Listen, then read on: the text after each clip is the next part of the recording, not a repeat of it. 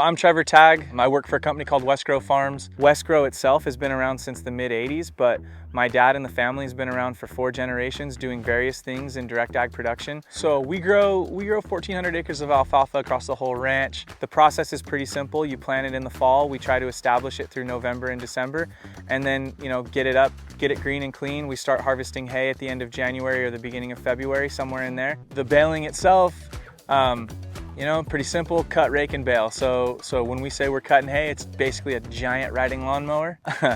Depending on the time of year, we let the sun cure the alfalfa, so the biology of the animals that are feeding on this seed need sun-cured hay. We have weather to make some incredibly high-end retail hay that goes all over the country, not short of the racetracks here in California, or all the cowboy sports in the Dallas-Fort Worth Metroplex, all the way into Oklahoma, Nebraska, and then down into the south. Even as far as Florida now. Actually, we're putting hay into Florida now. On our ranch, we use a lot of tailwater recovery systems, so it's pretty obvious just recycling the water that we've already used. So it's a series of different methods that we use.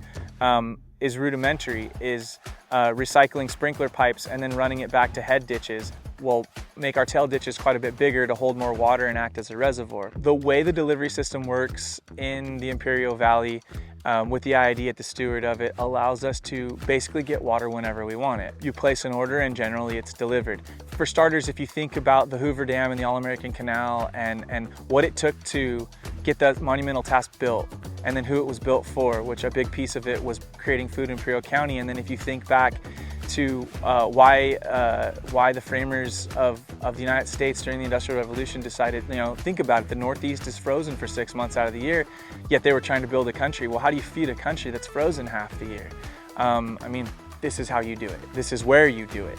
And so to be a small piece of something like that, I'm just very blessed, very lucky to be a part of all of that.